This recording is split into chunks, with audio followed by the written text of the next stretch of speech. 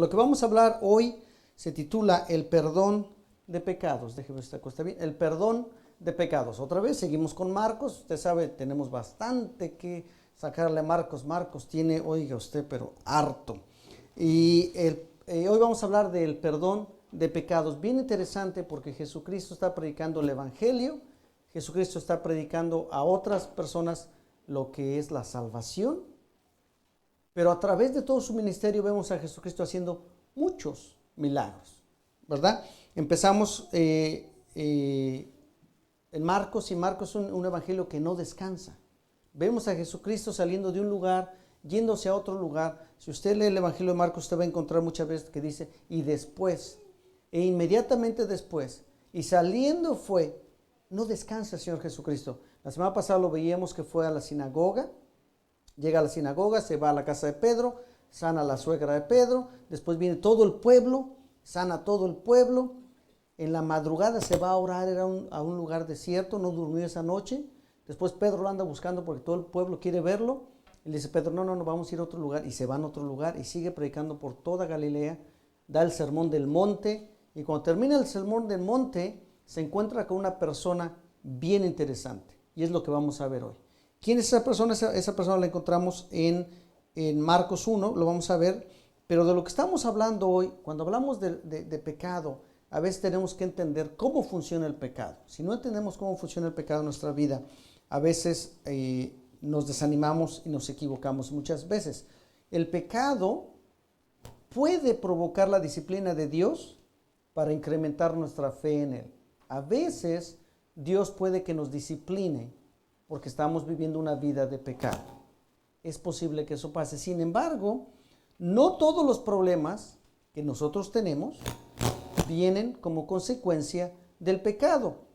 Todos los pecados tienen consecuencias, pero no todos nuestros problemas vienen como consecuencia del pecado. ¿Estamos de acuerdo? Porque a veces nos equivocamos. A veces nos pasa algo, se te ponchó la llanta en la mañana. ¿Viste? Algo estás haciendo mal. Pues sí, pues no barrí y había un clavo ahí, pues eso le pasa. No todos los pecados, no todos nuestros problemas vienen por consecuencia del pecado, pero no se equivoque, todos los pecados tienen consecuencias. ¿Ok? Así que vamos a entrar a la lectura. Marcos 1, del 40 al 44. Dice así, y vino a él un leproso, rogándole, e hincada la rodilla le dijo, si quieres, puedes limpiarme. Y Jesús, teniendo misericordia de él, le extendió la mano, y le tocó y le dijo, quiero, sé limpio. Y así que él hubo hablado, al instante la lepra se fue de aquél y quedó limpio.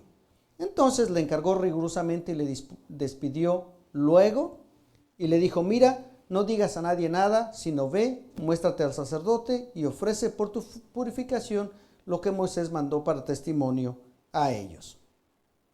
Muy sencillo lo que estamos viendo. Va Jesús por el camino y viene este leproso, se le pone enfrente y le pide que lo limpie. Parece una cosa sencilla.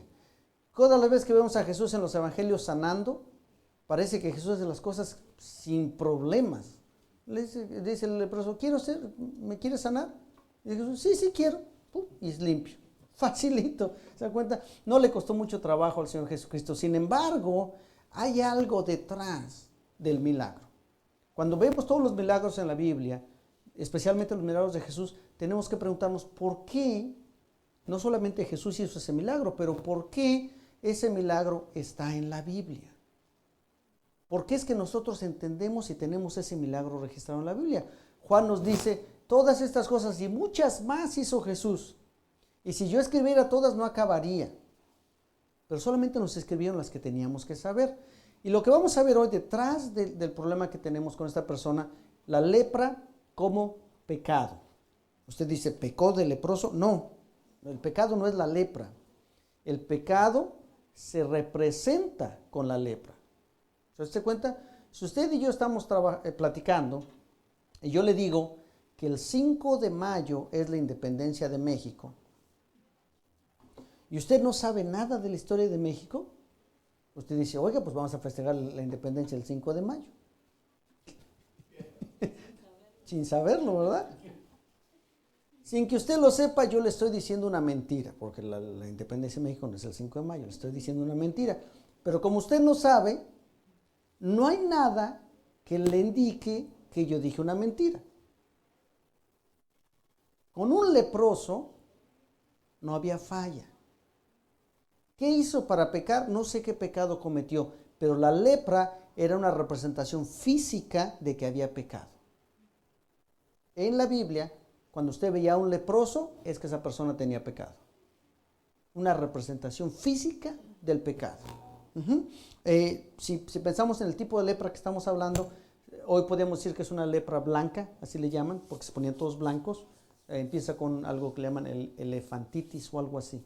Pero la realidad de las cosas es que en la Biblia la lepra no se trata como si fuera una enfermedad. Es interesante que en la Biblia la lepra se trata como una representación del pecado. La parte de donde viene la lepra o la región donde se difundía este problema es ahí en Egipto. De ahí es donde viene todo el problema. Recuerda, la Biblia siempre nos enseña que Egipto es donde viene todo el pecado. Y de ahí es donde se empieza. Y la razón por la que decimos que la lepra nunca se trata como una enfermedad en la Biblia es porque usted no va a encontrar en la Biblia a ningún leproso que fue a visitar al doctor. Los leprosos iban con el sacerdote, no iban con los doctores. El leproso tal vez más famoso de la Biblia, Naamán, el general del ejército sirio que tenía todo a sus pies, era el número uno del reino, el general más grande. Él no fue a los doctores. ¿Se da cuenta? Ninguno de los leprosos que tenemos en la Biblia visitaban al doctor, sino que visitaban al sacerdote. Entonces estamos hablando claramente de una condición espiritual. ¿Okay? ¿Cuándo se menciona por primera vez la lepra? Se menciona con Moisés. Éxodo 4, 6 al 7 dice: y le dijo además Jehová, mete ahora tu mano en tu seno. Y él metió la mano en su seno, y cuando la sacó, he aquí que su mano estaba leprosa como la nieve. Imagínense el espanto de Moisés. Le dice Dios, mete la mano en tu seno. Y cuando lo saca, completamente leprosa, blanca, podrida. Y después le dice en el versículo 7, le dijo, vuelve a meter tu mano en tu seno. Lo volvió a meter, y él volvió a meter su mano en su seno, y al sacarla de nuevo del seno, he aquí que había vuelto como la otra carne. Por un ratito lo enfermó el Señor Jesucristo. Dios lo enferma por un ratito. Claramente Moisés conocía esta enfermedad y sabía cuál era el problema de esta enfermedad. Pero lo más importante que Dios quería mostrarle es que Dios estaba en control de juzgar a la gente. Dios estaba en control de poner una disciplina y de perdonar a la gente. Él estaba en control. Entonces Dios le está mostrando esto a Moisés para que él vaya y hable con la gente y les diga, Dios está en control de lo que vamos a hacer cuando salgamos de Egipto. ¿Se da cuenta? Cuando se menciona la segunda vez la lepra, ya lo vemos ya como una consecuencia. Esta es como una señal de lo que puede pasar. Más adelante, en números 12, del 1 al 10, es un poquito larga la lectura, pero se la voy a ir platicando de qué se trata. Moisés sale de Egipto, ¿no es cierto? Sale huyendo porque él había matado a un egipcio. Sale solo. No se pudo agarrar sus cositas, no se pudo llevar a su novia, se va solo. Está 40 años en el desierto solo. Él ya no pensaba que iba a regresar a Egipto nunca. Él nunca pensaba que iba a volver a ser parte del pueblo. ¿Qué hace por allá en sus 40 años? Pues hace su vida. Encuentra una mujer, se casa, tiene su familia, no hay ningún problema. Él realmente no tenía ni pensado que eso fuera ningún problema. Pero después de que salen de Egipto, Aarón y María, sus hermanos, van con él como su brazo derecho. Le acompañan en su jornada. A Aarón lo menciona Dios como el sumo sacerdote de todo el pueblo. A María, ella es una profetisa. Pero de alguna manera María no tenía mucha autoridad en el pueblo.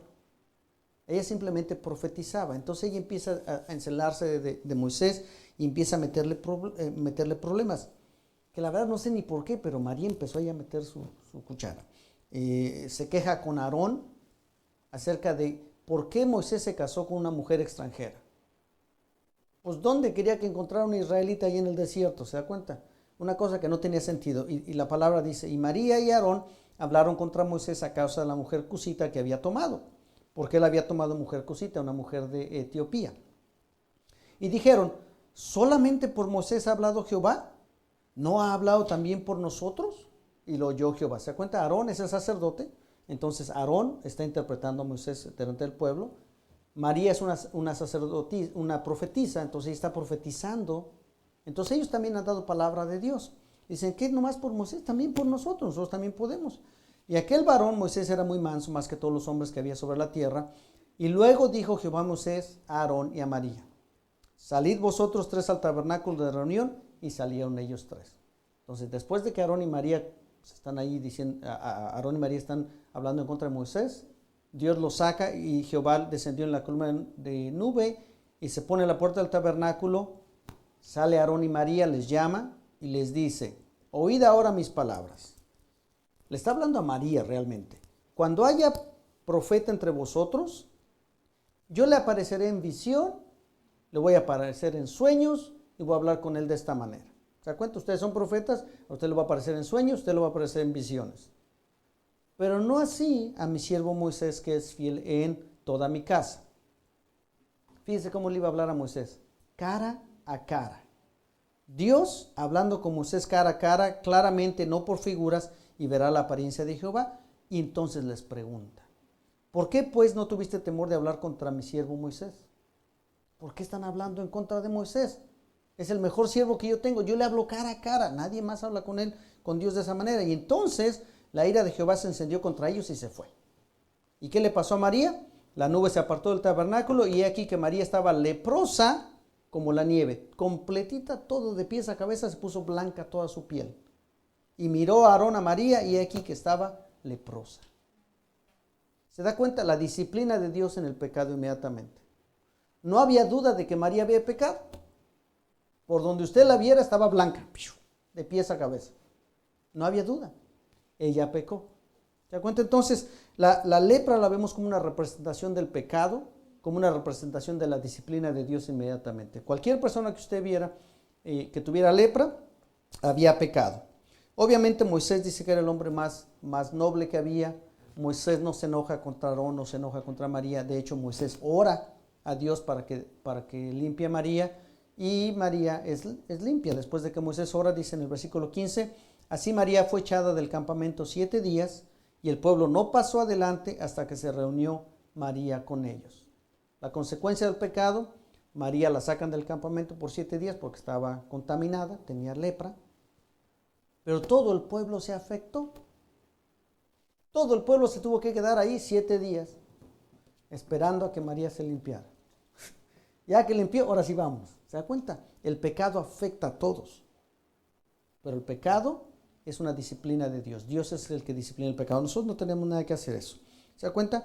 Cada vez que hablamos de la lepra en la Biblia, entonces estamos hablando de una forma de disciplina de Dios por causa del pecado. ¿Queda claro? Muy bien. El sacerdote como un intercesor. Sabemos que Jesucristo está intercediendo por nosotros y Él nos limpia todo pecado. Pero en aquel entonces el sacerdote era el encargado de tratar con la lepra, no el doctor. Bien interesante. Y además se da cuenta que la Biblia no dice que María sanó. ¿Qué pasó? ¿No se movió esta cosa? Ok, quédate ahí. Además no dice que María sanó, porque no estamos hablando de una enfermedad. María fue limpia. ¿Se da cuenta? A los leprosos no dice que sanó leprosos, dice que limpió a los leprosos. ¿Se da cuenta? Entonces, la lepra no es acerca de una enfermedad, sino acerca de una condición espiritual. Y lo interesante es que el doctor era el sacerdote. Había que ir al sacerdote. Levíticos 13 y 14 nos da toda la historia de qué había que hacer. Es bien complicado cómo detectar la lepra, etcétera, etcétera. Pero Levíticos 13, 1 y 2 dice: habló Jehová a Moisés y a Aarón diciendo: cuando el hombre tuviese en la piel de su cuerpo hinchazón o erupción o mancha blanca, y hubiera en la piel de su cuerpo como llaga de lepra, será traído a Aarón, el sacerdote, o a uno de sus hijos, los sacerdotes. Entonces el sacerdote era el que tenía que determinar si había lepra o no. Interesante que el sacerdote no se enfermaba. La persona era contagiosa, la lepra, ¿va? Pero el sacerdote no se contaminaba. Iba, veía al muchacho, a la muchacha, que estuviera enfermo. Si no sabía si era o si no era, lo encerraban 7 días. A los 7 días lo sacaban otra vez, a ver cómo está la cosa. No, pues ya se puso feo, está leproso, y lo sacaban del campamento. Así era como la cosa. La forma más común era que la piel, el pelo se volvía blanco, completamente blanco, y se volvía más grueso. Era la forma más común de detectar la lepra. Y aquí voy a hacer este paréntesis, no quiero que me lo tome mal. La Biblia no nos dice nada de esto, ¿ok? Pero yo lo voy a decir porque esto es lo que yo pienso. Si la persona venía con el sacerdote y el sacerdote no se daba cuenta si tenía lepra o no tenía lepra, lo tenían que encerrar 7 días, ¿va? Yo pienso que esos 7 días era para que la persona recapacitara y pidiera perdón. Y si pedía perdón, salía, estaba limpio, no pasó nada. Y si no pedía perdón, entonces tenía la lepra. Yo pienso que eso era. La Biblia no dice eso, pero eso es lo que yo pienso, ¿ok? Quiero que sepan claro que así nos dice la Biblia. Pero el resultado, después de que ya detectaban la lepra, era que primero era excluido del pueblo. Lo sacaban del pueblo. Ya no podía vivir con su gente, ya no podía vivir con nadie, tenía que vivir afuera solo. Y segundo, tenía que declararse inmundo. Donde quiera que fuera, él tenía que decir que era inmundo, para que la gente supiera y no se acercara a él. No es la primera vez que Dios hace algo parecido. En Génesis 3:24, echó pues fuera al hombre y puso al oriente del huerto del Edén querubines y una espada encendida que se revolvía por todos los lados para guardar el camino del árbol de la vida. No es la primera vez que Dios nos excluye de su presencia cuando tenemos pecado. Cuando Adán y Eva pecaron, lo sacan del huerto. Cuando una persona tenía lepra, lo sacan del huerto. Cuando lo sacan del pueblo, ¿verdad? Cuando nosotros pecamos, ¿qué dice la palabra en Romanos 3:23? Por cuanto todos pecaron, estamos destituidos de la gloria de Dios. Cuando estamos en pecado, estamos separados de la presencia de Dios. ¿Se da cuenta? Es la primera consecuencia, no hay ninguna duda. Así que, y nosotros pues somos pecadores. Cuando estamos en pecado, somos inmundos. Las mismas consecuencias. Así que otra vez, la lepra, cuando la vemos en la Biblia, estamos hablando de la representación del pecado físicamente. Cuando ya la persona se limpiaba, ¿cómo se limpiaba? A saber. ¿Cuánto tiempo tardaba? A saber. De hecho, dicen los historiadores que las personas no morían de lepra. Que estaba tan fea la cosa que ya la piel se les caía a pedazos, que los enterraban vivos para que pudieran morir. Pero que la lepra no los mataba. Interesante, pero es un comentario ahí. Pero ya cuando la persona se limpiaba, que veía que su piel estaba bien, ¿qué tenía que hacer? Ir al sacerdote. Otra vez en Levítico 14 dice, habló Jehová a Moisés diciendo, esta será la ley para el leproso cuando se limpiare. Será traído al sacerdote. ¿Se da cuenta? Otra vez, no al doctor. No había que le dieran una cartita del doctor que ya está listo para full duty. No. Hay que ir al sacerdote otra vez. Entonces el sacerdote no solamente determinaba si el leproso estaba limpio o no. Además el sacerdote hacía una serie de ritos, una serie de sacrificios para limpiar al leproso. Traían que la paloma, que traían que el cordero, que traían y el sacrificio, que la sangre, y que sabe qué, para hacer el sacrificio por el perdón de pecados. Entonces, nuevamente, todo lo que está alrededor de la lepra tiene que ver con una representación del pecado, y cuando la persona terminaba ese problema, era limpio y tenía que pasar todo el ritual de santificación para ser limpio y que sus pecados se perdonaran. ¿Se da cuenta? Eso nomás fue la introducción. Ahora vamos a empezar en la predicación. No es cierto. La evidencia del perdón, obviamente cuando una persona ya no tenía la lepra, claro era que había sido perdonado. Cuando una persona se reintegraba a su casa, claramente había sido perdonado. La gente decía, otra vez, mire, ¿cómo está eso que se mueve esta cosa sola? La evidencia del perdón es que la piel ya estaba como nueva. No había pasado nada y estaban limpiecitos y se reintegraban a la sociedad. ¿Se da cuenta? Y en lo que vemos ahorita, si pensamos en lo que hizo esta persona con Jesucristo, hizo algo que realmente nadie había hecho. De hecho, esta es la primera vez que se menciona que Jesús limpia a un leproso. Y curiosamente los 3 evangelios registran a este leproso. Él hizo algo, mire, en Marcos 1, 40, 41 dice, vino a él un leproso rogándole, e hincada la rodilla, le dijo, si quieres, puedes limpiarme. Y Jesús, teniendo misericordia de él, extendió la mano y le tocó y le dijo, quiero, sé limpio. Este leproso, toda la ley, todo lo que les han enseñado nos dice que este leproso tenía que ir con el sacerdote. ¿De dónde se le ocurrió ir con Jesús? No es que el leproso estuviera sentado allá a la orilla del camino y pasó Jesús y Jesús lo vio y le dijo, ¿qué quieres? No. La palabra dice que él fue y se le paró enfrente a Jesús, se hinca y le dice, si quieres, sáname, si quieres, límpiame. ¿De dónde se le ocurrió?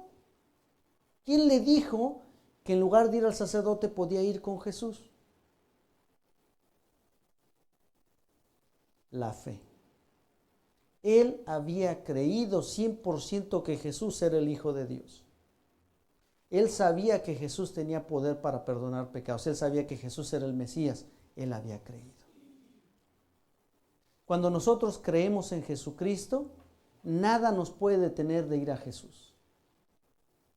Oiga, pero es que usted no sabe lo que hice anoche. ¿Usted cree en Jesucristo? Venga a Jesús y pídale perdón. Esto hizo esta persona. ¿Limpiar a un leproso? ¿Se habrá visto eso? La fe absoluta de que Jesús es el Hijo de Dios que limpia todo el pecado del mundo fue lo que hizo que este hombre se pusiera enfrente de Jesucristo y le dijera, si quieres, límpiame. ¿En base a qué él tenía el derecho de pedirle a Jesús que lo limpiara? En base a nada. Él no tenía ningún derecho a ser limpio. Él no tenía ningún derecho a pararse enfrente de Jesús. De hecho, la ley decía que cuando se parara enfrente de la gente, él tenía que tener una campanita y decir inmundo, inmundo, inmundo, para que todos se hicieran a un lado y él pasara. Y este no hizo eso, ni menciona la campanita, se le para en mero enfrente de Jesús, detiene toda la caravana ahí y le dice, sáname. ¿Se da cuenta? Esa confianza que tuvo esa persona, la debemos de tener nosotros con Jesucristo. La palabra nos dice claramente en Marcos, en Juan 1:9. En Juan 1:9 dice claramente que si confesamos nuestros pecados, Él es fiel y justo para perdonar nuestros pecados y limpiarnos de toda maldad. Él es fiel y justo. ¿Qué quiere decir ser fiel? Que no es según cómo se sienta, sino que siempre nos perdona. No es según el pecado. No. Siempre nos perdona. No importa qué hayas hecho, siempre nos perdona. Cuando este leproso viene delante de Jesús y le dice, Señor, si quieres, límpiame, dice que Jesús tuvo misericordia de él y lo limpió. Cuando nosotros venimos delante de él, ¿usted cree que Jesús nos juzga antes de perdonarnos? ¿O tiene misericordia de nosotros? Él tiene misericordia de nosotros. En Hebreos 4, 15, 16 dice, porque no tenemos un sumo sacerdote que no pueda compadecerse de nosotros, sino uno que fue tentado en todo según nuestra semejanza, pero sin pecado. ¿Se da cuenta? Él se compadece de nosotros porque Él padeció como nosotros. Él fue tentado como nosotros. Él no pecó, pero Él sabe lo que se siente ser tentado. Dice entonces, acerquémonos pues confiadamente al trono de la gracia para alcanzar misericordia, para hallar gracia para el oportuno socorro. Acerquémonos confiadamente, confesemos nuestros pecados confiadamente. No digo yo sin vergüenza, pero con confianza. Sin pena. No se preocupe. Él, esto es lo más difícil de nuestros pecados. Esta es la parte complicada del asunto. Cuando usted y yo estamos pecando, en el momento de la acción, en el momento que cometemos el pecado, Él está ahí junto a nosotros, mirándonos. Así que cuando usted va delante de su presencia y le pide perdón, le dice, ay Señor, qué vergüenza que hice esto. Vergüenza, pero si yo estaba ahí, pues yo te vi cuando lo hiciste. ¿Se da cuenta? Nomás que no creemos que Él estaba ahí, entonces pensamos, ay, ahorita nadie me va a ver y lo hacemos. Pero Él estaba ahí cuando pecamos. ¿Por qué nos va a dar pena ir y decirle perdóname? ¿Se da cuenta? Debemos de ir con toda confianza a Él. Habíamos dicho que el pecado puede provocar la disciplina de Dios, pero solamente para incrementar nuestra fe en Él. Dios no se la pasa todo el día buscando cómo lo voy a castigar, cómo lo voy a castigar, Eso no hace Dios. Él dice, ¿cómo hago para que su fe crezca? ¿Cómo hago para que crea más en mí? ¿Cómo hago para que me busque más? ¿Se da cuenta? Romanos 8:1 dice, ahora pues ninguna condenación ya hay para los que están en Cristo Jesús, los que no andan conforme a la carne, sino conforme al Espíritu. Usted y yo que estamos en Cristo, no tenemos ninguna condenación. Nuestros pecados han sido cubiertos por la sangre de Jesucristo y nada nos puede apartar de eso. Nada nos puede robar la salvación. Nada nos puede quitar de Jesucristo. ¿Qué tal cuando peco? ¿Qué pasa cuando peco? Pues todos los pecados tienen consecuencia. Ya habíamos dicho, aunque no todos los problemas vienen como la consecuencia de nuestro pecado, todos los pecados tienen consecuencia. ¿Cuál es la consecuencia de nuestro pecado? Número 1, la consecuencia es la separación que tenemos con Dios. Cuando pecamos, esa comunión, espérate tantito, esta cosa va más rápido que yo. Cuando pecamos, esa comunión que tenemos con Cristo todos los días, se rompe. No podemos entrar al trono de la gracia porque tenemos este pecado. Y no es que Dios no nos esté escuchando, es que nosotros no queremos ir porque sabemos que hemos pecado. ¿Se da cuenta? Esa comunión que tenemos con Cristo se rompe. Esa relación personal con Dios se daña. ¿Mi salvación? No, esa no se pierde. Usted y yo ya somos salvos, tenemos la entrada garantizada en el cielo, no hay problema. Ahora, si usted no es salvo, si usted nunca ha aceptado al Señor Jesucristo, la consecuencia es eterna. No es de un momentito, la consecuencia es eterna. Dice ahí, decía la pantalla en Juan 3:18b, el que no cree ya ha sido condenado. No es que en un futuro va a ser condenado cuando se muera, ya tiene la condenación. Porque no ha creído en el nombre del unigénito de Dios.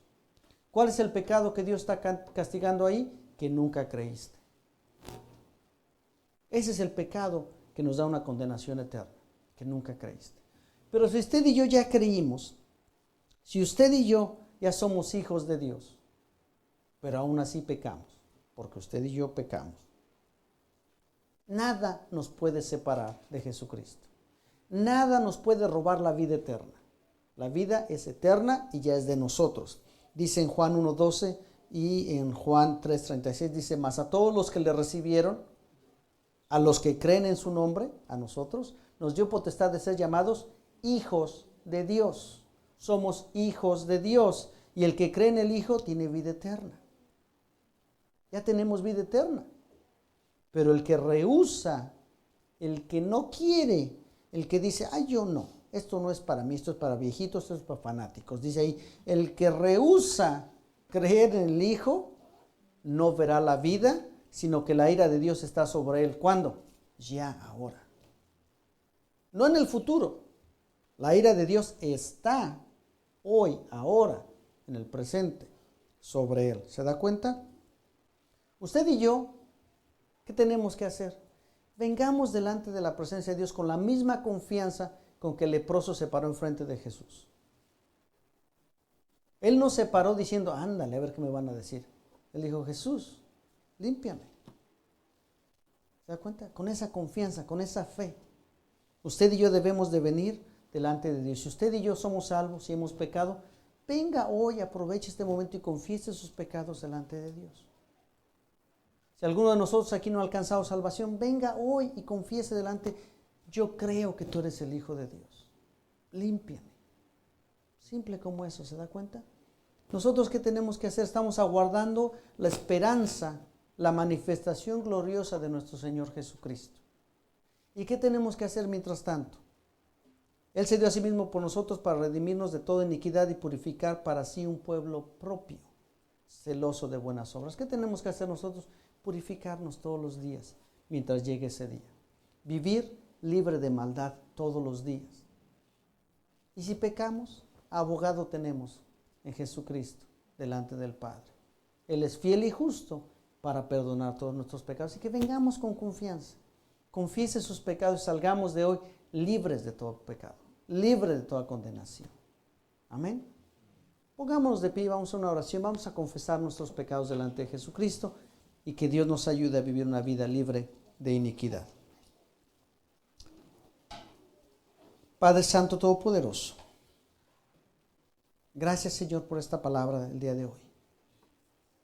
Gracias, Señor, porque tú una vez más nos confirmas, Señor, que una vez que creemos en ti, Señor, somos salvos, tenemos vida eterna garantizada y nada nos puede separar de ti, Señor. Gracias, Señor. Pero hay veces, Señor, que pecamos. Hay veces, Señor, que no nos sentimos dignos de venir delante de tu presencia porque hemos cometido algo, Señor, que a ti no te agradó. O a veces ni cuenta nos damos, Señor, hacemos cosas que te ofenden, hacemos cosas que afectan el reino, Señor.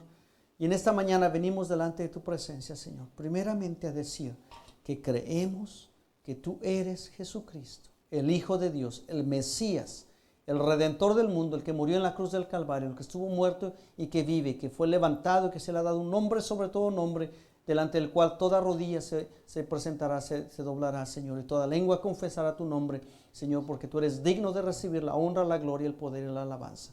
Tú eres Jesucristo, tú eres Dios, tú eres mi Salvador. Y tú, Señor, ya pagaste por todos mis pecados. Tú ya llevaste en la cruz del Calvario todos mis pecados y te doy gracias, Señor, porque ahora puedo decir que soy limpio en ti, Señor, no por mis justicias, pero por lo que tú hiciste, Señor.